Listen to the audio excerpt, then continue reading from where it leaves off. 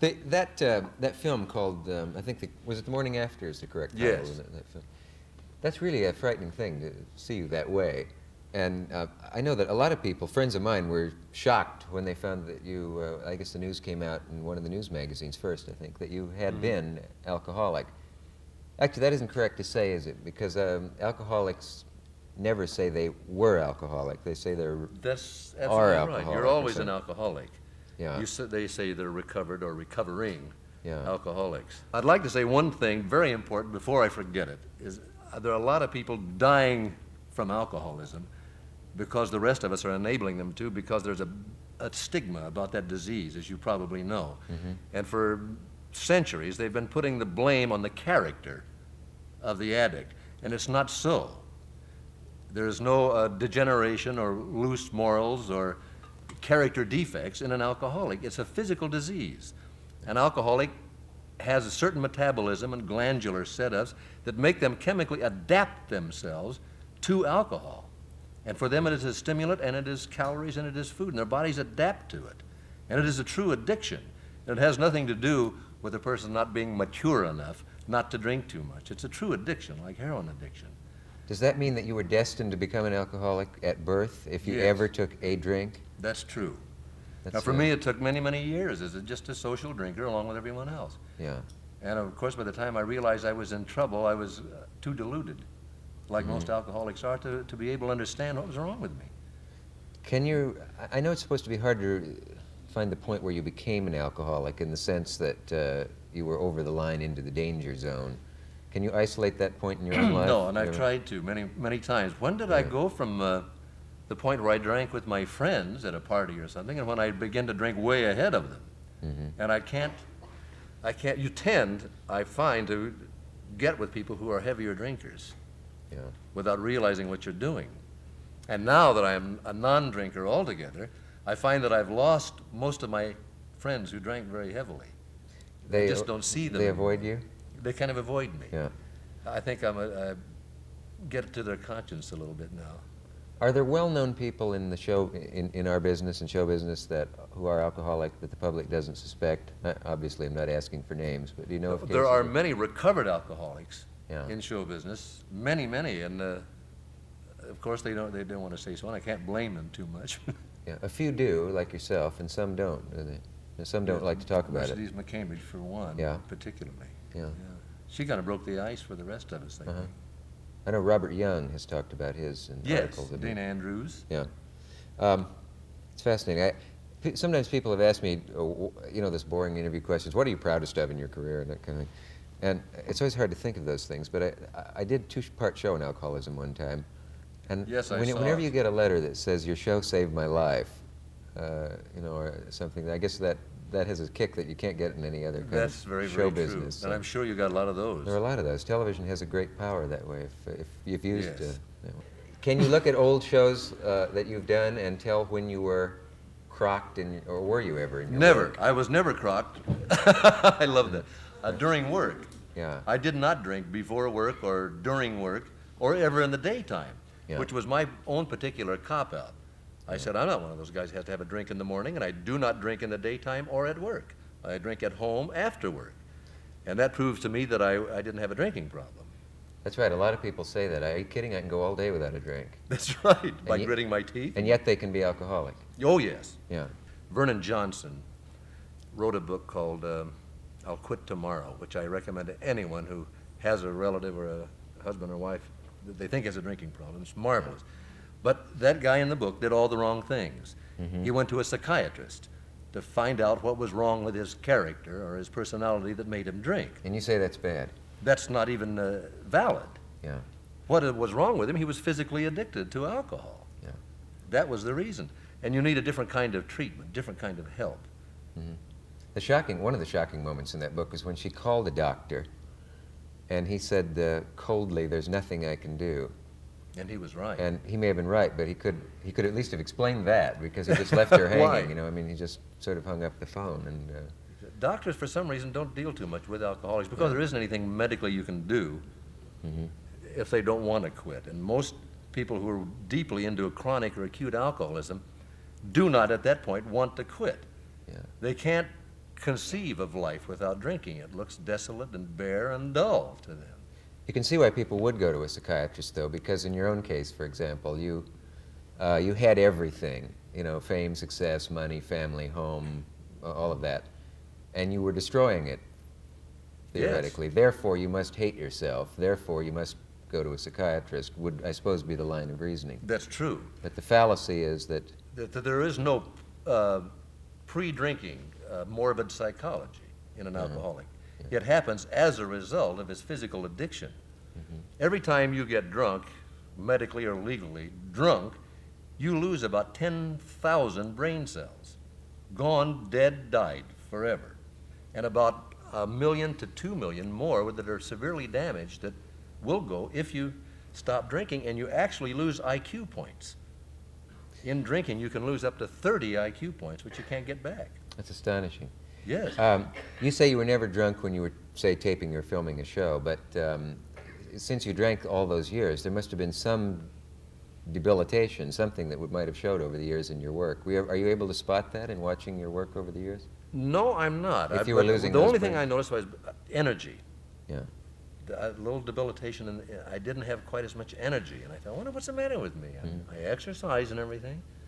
The delusion. I didn't stop to think that it might be that. In Barbara Mahoney's book, it's terrifying that what happens to the wife of an alcoholic, because she has the kids and the school, and the kids are embarrassed by the terrible scenes they see at home and say things like, is Daddy really going to hurt you, Mommy, and things when he would threaten her or hit her or whatever.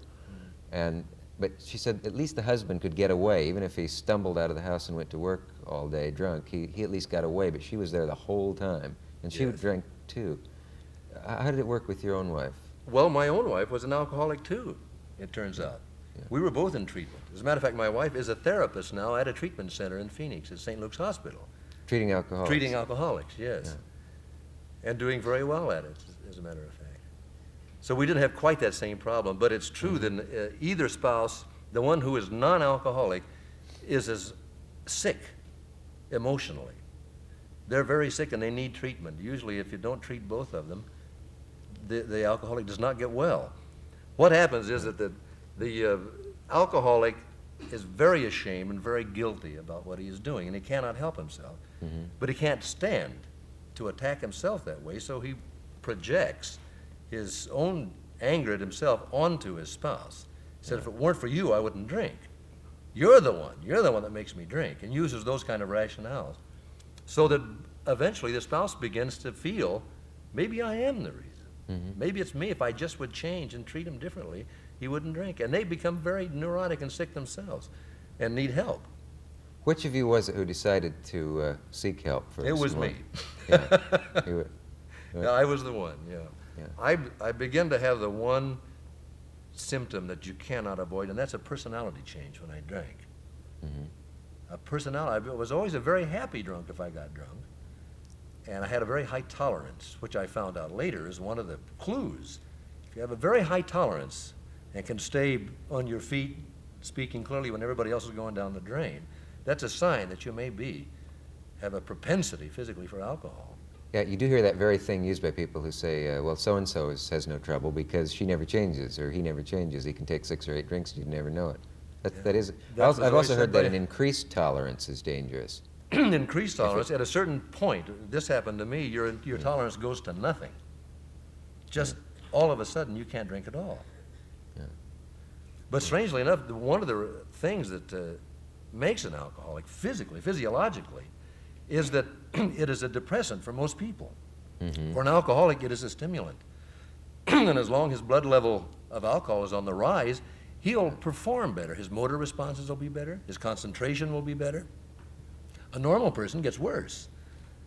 That is, so a lot of performers claim that they do get better in performance if they have a drink. And this is true, isn't it? Then with some If they cases. tend to be people who will Yeah. adapt chemically to alcohol, it very likely is true. Because there are people who will say that's never true. It's flatly never true. A drink ruins you. But, well, the Yeah, I limelight was saying. story, I guess. We is won't a mention terrible- any names, of course. No. But that's a vicious trap because a performer has to be good. He has to have his edge on, so to speak. Yes. He has to have that drink. And That I never That one. tried. I always felt that would a dulling thing. Yeah. And of course, there was always the guilt there. It's a bad thing. It might have been well raised if to think you- it was a bad thing. You were raised that way? Yes. Was there no drop of liquor in your home as a child? I think there was a drop of liquor in my home, but nobody ever drank it. Yeah. Yeah, I come from a culture, Midwest Nebraska, where Yeah. there was booze in the house, but weeks would go by without anyone having any. That's true. That seems to have changed even there, though. I think the whole country is. We've become a drinking culture. We really have. I think Are there any it's- figures on how many people are alcoholics and don't know it? I don't know how you'd get them. Well, but they there think might there's be about estimates 15 million in the United States. Yeah. And of course, there's only about 250,000, I think, in AA, and a few thousand others in treatment centers around the country. And the rest are people who are probably listening to us right now and denying to themselves they have a problem, that something's gnawing back there. Gee, I'm drinking too much. But I always told myself, I drink because I enjoy it. I can quit anytime I want. And I was lying to myself. I really couldn't. Yeah. But as long as you keep doing it, you never have to prove that. I've seen reports that say an alcoholic can be taught to be a social drinker again, but it isn't so, because his body never really changes. Yeah. I think there's some damage that's done that never can be set right again. And if you ever drank, I think I'd probably be back to drinking too much again. And I like life too much without it now. Now that I'm completely free of it, I don't have any desire to ever drink again. Did anybody like an agent or anyone ever warn you to stop drinking or you'd ruin your career? No, but a very dear friend of mine did. Yeah. About 4 years ago, I believe. Very dear friend of mine. And it's amazing how deluded I was, because I really wasn't very nice about it. And I said, that's my business. I enjoy it, and that's my business. I don't think you have any right. And the poor man cried. And I couldn't see it. It took me a long, long time to understand, that he was seeing me objectively, and I was totally deluded about it. At the later point, did an agent or anyone ever warn you not to admit that you were an alcoholic, because that would ruin boy. your career? Many, many. Really? Yes, they don't. Please don't do that. They didn't care if you didn't quit, but they just didn't want you to talk about it. Please don't talk about it. Really? Well, I didn't know, Yeah. what kind of reaction I might get. I had a family on this show. It was really quite a gripping interview to do, and certainly to watch, on one of those alcohol shows, where the mother and the father and the daughter, who had found the mother with a bullet in her head, having tried to kill herself. And I wonder why some alcoholics try suicide and others don't. Were you ever near suicide? No, although I thought of it at times. I think almost every alcoholic does. When they're drinking, it's a terrible depressant to your brain. Terrible depressant. About 50% of the suicides in the United States are alcohol related, but they're not all alcoholics. If a set of circumstances hits a human being, someone hears maybe that he might be fired, or he has something on his mind and drinks a little, they can fall into a depressed state where they're not thinking clearly and commit suicide, and it has happened. They're not all alcoholics, but it is alcohol related. Do you wish that booze were not a subject for humor? I do now, and I've played my share of comedy drunks. I did on Broadway, as a matter of fact, in a review. It was my big thing to come out in one and do a drunk. Do you wish Dean Martin would let up on the booze humor? I don't like to get that narrow-minded about it, really. Yeah. I don't like to be a crusader or have missionary zeal about booze. A lot of people can drink socially, and they don't have any propensity towards alcoholism. They'll never become alcoholics. Yeah. There are a lot of non-alcoholic, irresponsible drinkers who drive and do such things as that. But unless booze could just disappear from the face of the earth, I don't think there's anything can be done about it. Did you drive when you were drunk? I have. Yeah. Yes, I have. Fortunately, nothing ever happened to me. Did you roll a car over once alone? Was that I had a wreck in a sports car that was not related to alcohol. I happened to be sober at the time. Gee. There's a negative hurt lesson in myself. that, I guess. Yes. Can you tell what the worst aspect of it is when you're drunk? Is it looking back over it all? Is it the damage you do to yourself? Is it the damage you do to your wife or your kids? Or, Well, all of that is a terrible thing, because you do have terrible guilt and terrible shame. What really happens is that most of us have fairly high values, and we get into characterological conflict. Our behavior is in conflict with our values. And it's a guilt-producing thing. But you're really in a grip of something you cannot do anything about. Cannot do anything about without help. You said your behavior is in conflict with your values. I mean, is it as simple as the fact that your parents would be ashamed of you if they saw what you had become of you? Did it harken back to your fairly strict upbringing, or was it a strict? Yes, I think it was a strict upbringing. Yeah. I think I was raised in the church, in the Presbyterian church. Yeah. As a matter of fact, I didn't drink much at all in my 20s.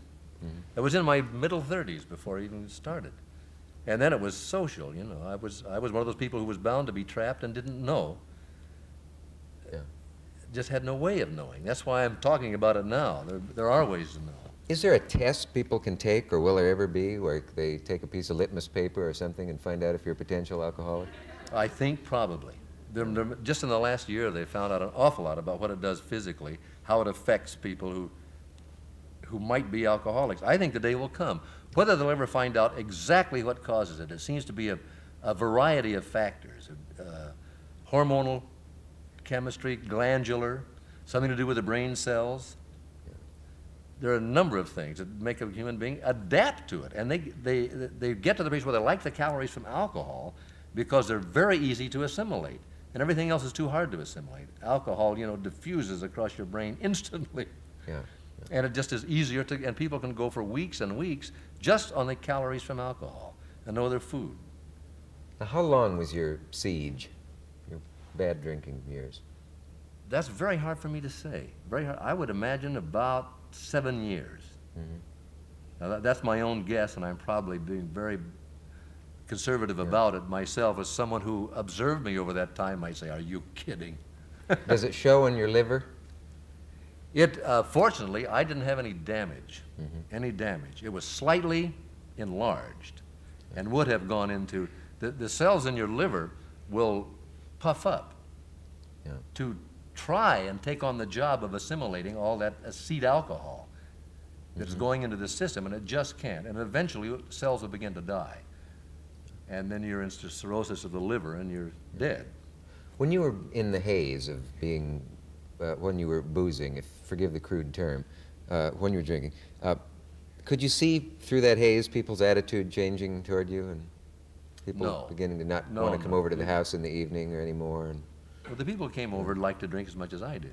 you attract that sort of person. I usually drank at home. I must say I wasn't a swinger or anything like that. I just drank at home. Got grandiose and verbose. Loved to debate things like religion and all those things. And now I go to parties, cocktail parties, where I don't drink, and to stand off objectively and watch the transition of a cocktail party between 0.25 per millimeter, I guess it is, blood alcohol. As it goes up, the decibels, it gets louder and louder in the room. Suddenly people are talking about politics and religion and solving Watergate. Yeah. And then a few more drinks, a couple of hours later, and it's really loud, and a lot of hearty laughter and backslapping and hugging, and the guys are starting to tell dirty jokes, the ones they wouldn't tell otherwise. Yeah. And then later in the evening, about 80% of those people will be very euphoric and happy, but about 20% will either be angry or very sad. You'll see people sitting down crying and saying, "Leave me alone, you don't understand," or somebody will get in a terrible fight. Can you tell which ones are the problem drinkers? Well, the ones who stay till the party is over and then some usually are the problem drinkers. Yeah. Maybe headed for addiction, but there are a lot of heavy drinkers who are doing a lot of damage to their liver and to their brain, who are not alcoholics, are not addicts. That's the tough part, is to say I am an alcoholic, isn't it? It really is. It's the hardest part of treatment. No matter how much help you have, the job is to get somebody to admit that they can't handle it. They have no control over alcohol if they drink. Do they say, "Are you Van Dyke? What did you have to drink for? You had everything." Do you get that attitude from people? That's true, as if something tragic had to happen. That's the common belief about alcoholism, unfortunately. That there's something terribly wrong in your life or you wouldn't do it. But an alcoholic drinks for the same reasons that the social drinker does. Relief from tension and stress, to feel comfortable with strange people, to lubricate social intercourse. Really, is what it is. Do you envy me that I can take a drink and not?